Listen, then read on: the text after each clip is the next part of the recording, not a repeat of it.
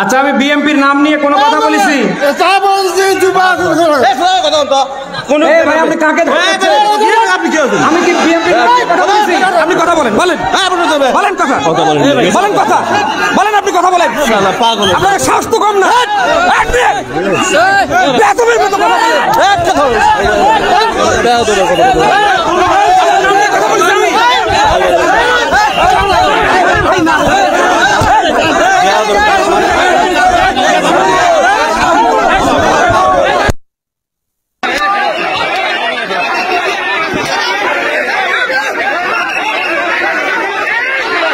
ভাই আপনাদের বিবেচনা করবে দেশের 18 কোটি মানুষ। তারা যদি আপনাকে ভোট দেয় আপনি চেয়ারে বসবেন, অসুবিধা কোথায়? জামাতি ইসলামীর কথা বললেই আপনাদের গা চুলকায় কেন? জামাতি ইসলামের কথা বললে গা চুলকায় কেন আপনাদের? সারা দেশে নিজেরা নাশকতা তৈরি করছেন, সারা দেশে নিজেরা টেন্ডারবাজিতে 180 মাইল বেগে চ্যাম্পিয়ন হচ্ছেন, আর সব দোষ চাপিয়ে দিচ্ছেন জামাতি ইসলামীর ঘাড়ে। আর এ কথা বললে আপনার গা চুলকায়। এই বসেন, আপনারা বসেন।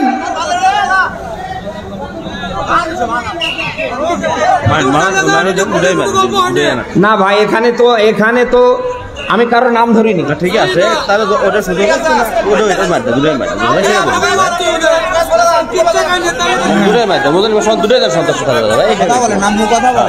এই বসেন বসেন, এই বসেন। এই আমি কি এখানে উড়ে আইছি? 1.5 দশকের জালিমরা ক্ষমতায় থাকতে আমার মুখ বন্ধ করতে পারিনি। এখন উন্মুক্ত ময়দান, কারো বাবার ক্ষমতা হবে না মুখ বন্ধ করা। ও কয় নাম্বার বাবার সন্তান, ওরে সামনে টেবিলে আসতে বলেন। আরে এখনো ভোট হয় নাই, এখনো চেয়ার পায়নি, তাতে যদি এই গিয়ার দেখায় এরা সামনে ক্ষমতায় বসলে কি করে ফেলবে? এমন কিছু করিয়েন না যে এই 1.5 দশকের জালিমদের মতো ভোটে যাওয়ার আগে আপনাদের পরিণতি হয়। আজকে বিএমপির ভাবমূর্তি নষ্ট করছে এরকম কুলঙ্গারেরা। 10টা কথা যদি আপনি সহ্য করতে না পারেন, আপনি কিসের নেতা আমার বলেন তো?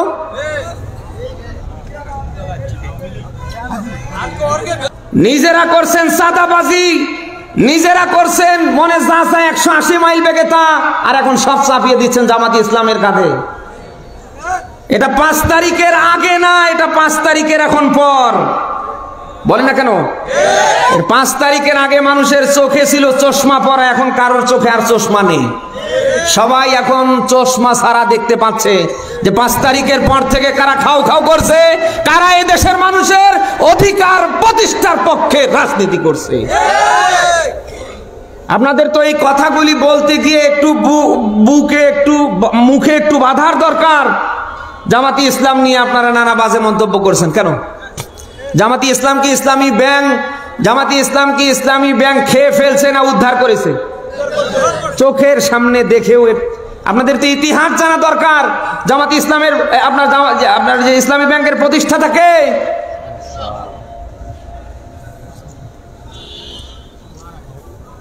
দেড় দশকের জালিমরা সর্বাত্মক প্রচেষ্টা চালিয়ে বাংলাদেশ জামাতি ইসলামীকে নিধন করতে পারেনি। এখন তো 5 তারিখের পরে আপনি যাই বলেন না কেন, জামাতি ইসলামীকে নিধন করা যায় না, সামনে যাবে না। নিজের যোগ্যতায় সামনে আগান, না হলে যাও আছে তাও সামনে থাকবে না। বলেন না কেন? আমরা চাই আগামীর বাংলাদেশ কোরআন সুন্নাহ ভিত্তিক যারা চালাবে তারা বাংলার চেয়ারে বসুক। কোন নব্য জালিমকে, নব্য স্বৈরাচারকে বাংলার কোন চেয়ারে আমরা দেখতে চাই না। এই মতের পক্ষে কারা আছেন দেখি? লিল্লাহে তাকবীর।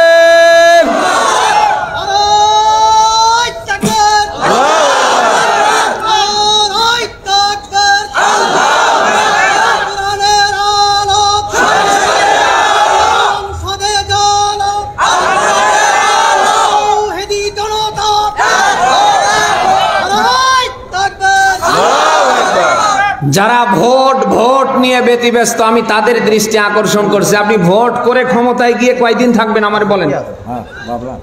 ঘরে যদি সাপ থাকে আর আপনি বাঁচার জন্য দোয়া ইউনুস পড়লে বাঁচতে পারবেন? দেড় দশকে যে নিয়োগগুলো হয়েছে, আপনাদের দল থেকে কয়টা নিয়েছে, জামাত ইসলাম থেকে কয়টা নিয়েছে, ইউনিয়ন পরিষদ থেকে সচিবালয় পর্যন্ত তাকান, ওদের লোক না? হাসিনা এবং তার দোসররা পালালে হবে কি? হাসিনা এবং তার দোসররা পালালে হবে কি? এখনো ইউনিয়ন পরিষদ থেকে সচিবালয় পর্যন্ত আছে কেন আপনি দেখেন তো। আমরা চাই কি সংস্করণ না?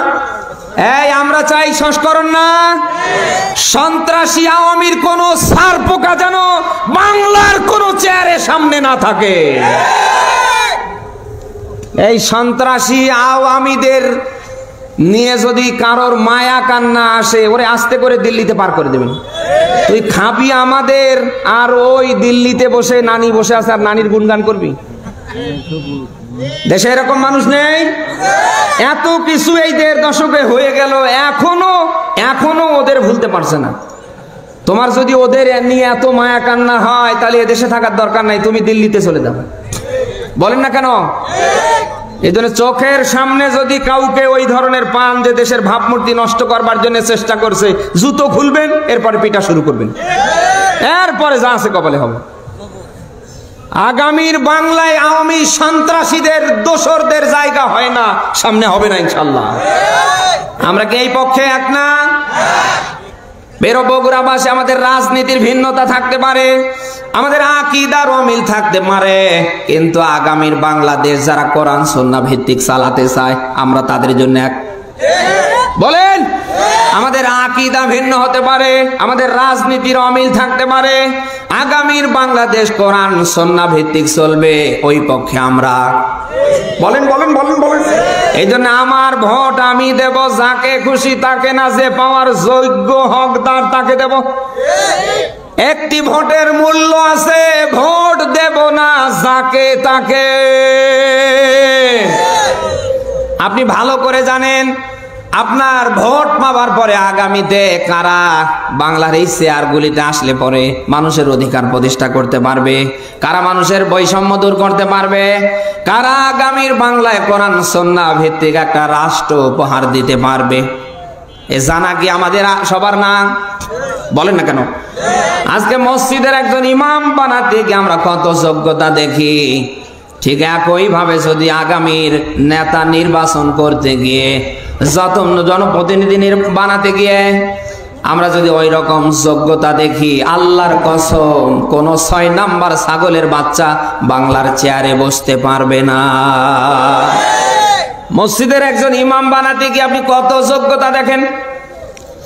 ইমাম সাহেব লম্বা কিনা, খাটো কিনা, দেখতে সুন্দর কিনা, চিকনা মোটা, সব দেখে ফেলেন। ইমাম সাহেব এক মুষ্টি দাঁড়িয়ে আছে কিনা, সুন্দর করে সময় খুতবা দিতে পারে কিনা, সুন্দর সুরে নামাজ পড়াতে পারে কিনা, আপনি কত যোগ্যতা দেখলেন। অথচ একজন ইমামকে নিয়োগ দেওয়া হয় সর্বোচ্চ 500 থেকে 1000 মানুষের জন্য। বলেন না কেন? আরে ভাই, যাকে আপনি 2টা উপজেলার দায়িত্ব দিতে যাচ্ছেন, এই যে নন্দীগ্রাম এবং কাহালু, এই 2 উপজেলার দায়িত্বে আপনি যাকে সামনে বসাবেন, মসজিদের ইমামের মতো করে তারও যোগ্যতা দেখার দরকার আছে না নেই? আপনি কি সামনে পারবেন? এই আওয়াজ বন্ধ হয়ে গেছে, কারণ ভোট আসলে মাথা ঠিক থাকে না। যারা ভোটার ওদেরও মাথা ঠিক থাকে না, আর যারা ভোট করে ওদেরও মাথা ঠিক থাকে না। বলে না কেন? যারা ভোটার ওদের ধান্দা থাকে খালি টাকা। বলেন না কেন?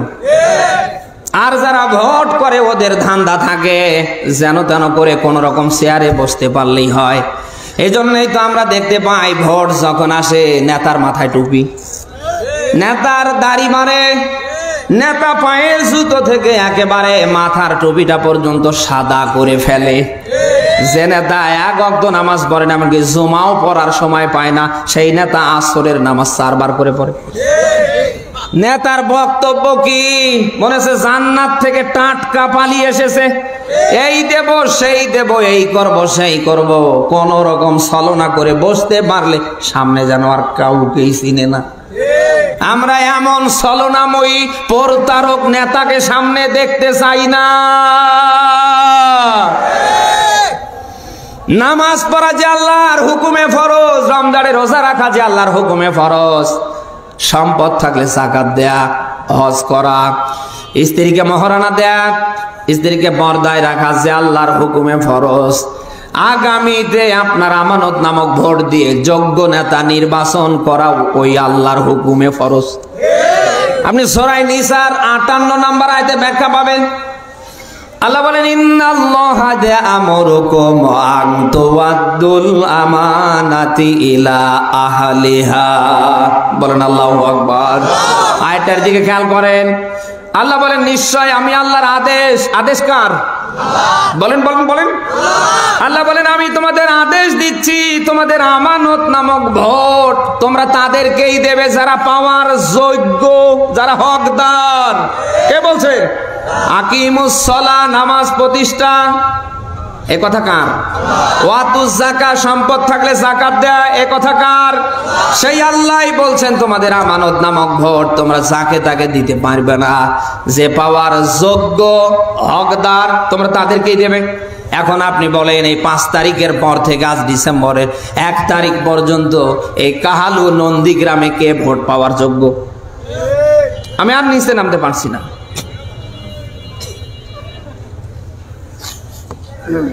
এই আমরা কি কোন জালিমকে আবারও চাই? কোন স্বৈরাচারীকে আবারও চাই? বাংলার কোন চেয়ারে যেন কোন স্বৈরাচার, কোন জালিম আর সামনে বসতে না পারে। ছাত্র জনতার রক্তের বিনিময়ে আমরা একটা দেশ পেয়েছি, জীবন দিব, এরপরও এদেশের স্বাধীনতা আমরা বলেন বলেন বলেন বলেন। স্বাধীনতা অর্জন সহজ, এটা ধরে রাখা কি তার চেয়ে কঠিন না? যারা এদেশের ভাবমূর্তি সামনে নষ্ট করবার চেষ্টা করবে পায়ের জুতো খুলবেন আর জম্মের ধরে পিটাবেন। আমরা চাই আগে সংস্কার, এরপরে কি? আরো জোরে বলেন।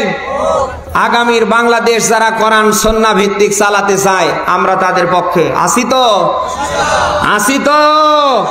আল্লাহ তাআলা যেন কোরআন সুন্নাহ ভিত্তিক একটা রাষ্ট্র আমাদের উপহার দেন।